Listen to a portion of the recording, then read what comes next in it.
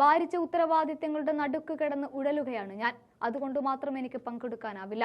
എങ്കിലും ഈ രാജ്യത്തിന്റെ ജനാധിപത്യം പുലരാനായി ഞാൻ നിങ്ങളോടൊപ്പമുണ്ട് എന്ന് ഊട്ടി ഉറപ്പിച്ചു പറയുകയും ചെയ്ത് ഈ മഹത്തായ രാജ്യത്തെ ഏക വനിതാ മുഖ്യമന്ത്രി മമതാ ബാനർജി. മോദിയെ പിച്ചിച്ചീന്തിയ ഈ പെണ്ണൊരുത്തിക്ക് മുന്നിൽ ഇപ്പോഴും BJP തകർന്നടിയുന്നതും നമ്മൾ കാണുന്നുണ്ട്.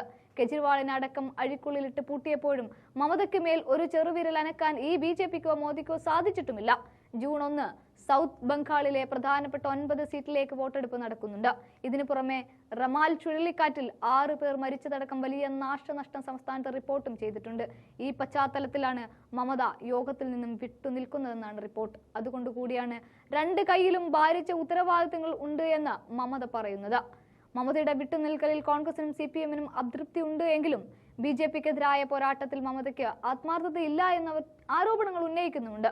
ഇതിന് പിന്നാലെ യോഗത്തിലേക്ക് മമത പ്രതിനിധികളെ അയച്ചേക്കുമെന്നാണ് തൃണമൂൽ കോൺഗ്രസ് പ്രതികരിക്കുന്നത്. ഇത് സംബന്ധിച്ച് സൂചന കഴിഞ്ഞ ദിവസം ബുറാബസാറിൽ സംഘടിപ്പിച്ച റാലിയിലും മമത നൽകിയിരുന്നു.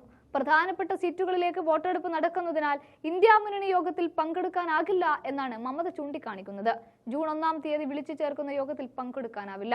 നിയമസഭയിലേക്കുള്ള ഉപതെരഞ്ഞെടുപ്പ് അടക്കം 10 സീറ്റിലേക്ക് വോട്ടെടുപ്പ് നടക്കുകയാണ്. പഞ്ചാബിലും മറ്റു സംസ്ഥാനങ്ങളിലും അതേ ദിവസം വോട്ടെടുപ്പുണ്ട്.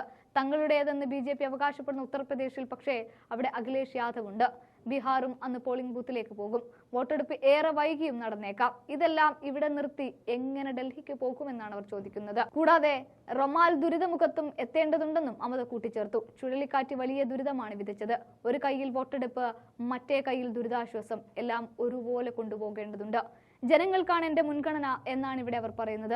ഏത് വിധേനയും ജനത്തെ സംരക്ഷിക്കുമെന്നും മമത പറഞ്ഞു. അതേസമയം ലോക്സഭാ തെരഞ്ഞെടുപ്പ് അവലോകനം ചെയ്യുക എന്ന ഉദ്ദേശത്തോടെയാണ് ഇന്ത്യ മുന്നണി കൺവീനറും കോൺഗ്രസ് അധ്യക്ഷനുമായ മല്ലികാർജ്ജുൻ ഖാർഗെയുടെ നേതൃത്വത്തിൽ ഡൽഹിയിൽ ജൂൺ 1-ന് യോഗം ചേരുന്നത്.